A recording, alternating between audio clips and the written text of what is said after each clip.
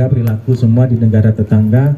Jangan sampai kita dicap dengan yang bukan-bukan, tapi tunjukkan jati diri kita sama anak Gayo. Hadirin dan anak sekalian, semoga kita semua diberi kemudahan dalam perjalanan selama berada di tujuan dan kembali dalam keadaan sehat walafiat. Dengan ini secara resmi kami lepas rombongan studi tur SMP IT Azhara Takengon.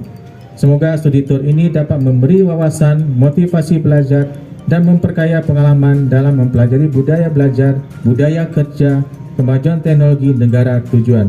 Lebih berurut, kurang bertama. Izin, wassalamualaikum warahmatullahi wabarakatuh.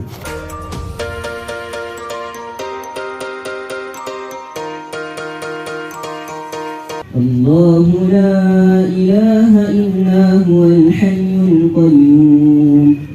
نزل عليك الكتاب بالحق مصدقا لما بين يديه وأنزل التوراة